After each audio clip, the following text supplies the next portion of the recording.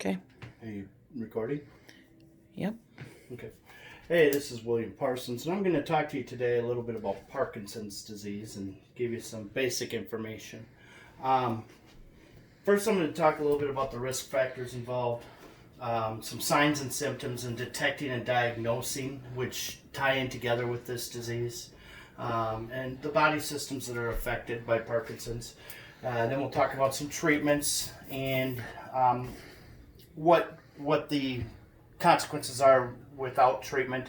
And lastly, I'll talk about some of the statistics that are out there with Parkinson's. Some of the risk factors of Parkinson's. Parkinson's is a disease that typically hits later in life. Longevity or increased life expectancy. Environmental exposure to toxins can lead to Parkinson's. Genetic susceptibility. It's rare, but if many family members have Parkinson's, it has been proven that genetics can play a part. About 1 in 100 cases of Parkinson's are passed from parent to child through genetics. Lifestyle can play a part in it, and brain injuries also. This information all comes from G.S. Chowdhury from PLS01 Journal in 2018. Also from Chowdhury, the signs and symptoms to look out for. And I want to note that early diagnosis is very difficult due to limited medical knowledge of the disease origins. But the signs to look for would be rigidity, bradykinesia, which is slowed movement. I'll talk a little bit more about that on the next spot. Akinesia, which is loss of voluntary muscle control. Tremor or postural instability, being unstable. Freezing, and also cognitive impairment. Now, detecting and diagnosing Parkinson's, and all of this information comes off the Mayo Clinic's website for Parkinson's disease. Due to difficulty in early diagnosis, this section will parallel the signs and symptoms because medicine still hasn't come up with a cure for Parkinson's. The bradykinesia is usually the individually noticeable warning sign of the onset of Parkinson's. Bradykinesia is the slowing of movements. Hyposmia and anosmia, those are smell disorders.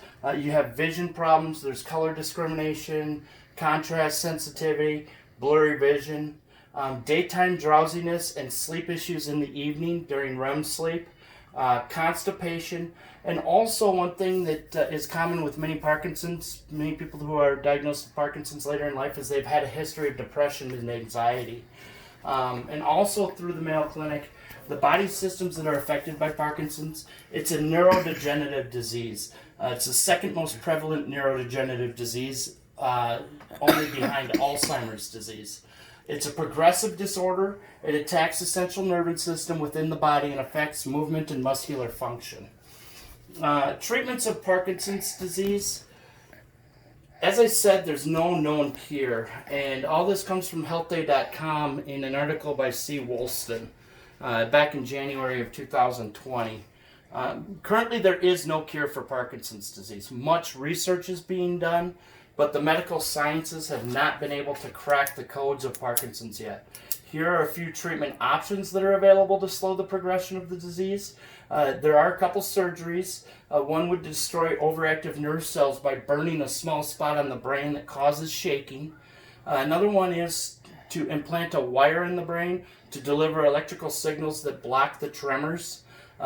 Many prescription medications that help with the chemical balance in the brain, the chemical imbalance in the brain caused by Parkinson's, and slowing the progression. We'll talk more about the costs involved in that and the statistics. If you don't have treatment, the ultimate end prognosis, with or without treatment, is the same for Parkinson's because there is no cure. My stepmom right now is in the advanced stages, and if she misses her meds for even one day, the differences are noticeable. So the medications will slow the progression and help you function, but it's not going to stop the disease.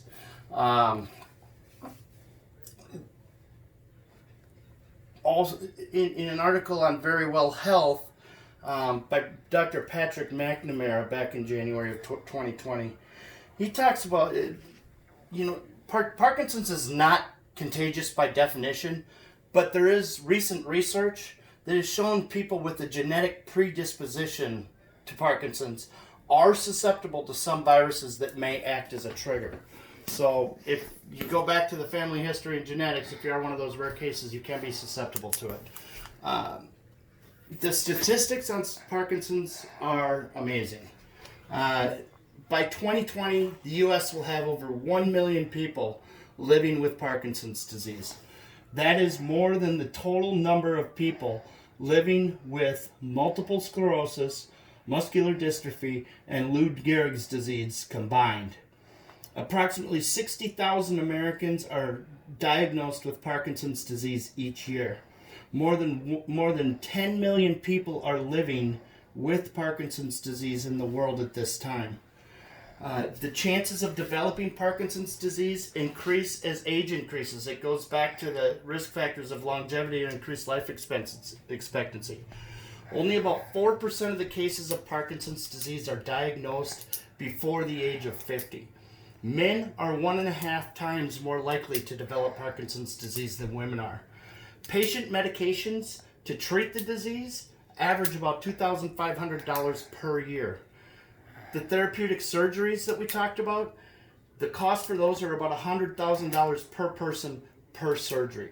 All of these statistics were pulled off of Parkinson's.org for the Parkinson's Foundation, and there are multiple sources that went into that.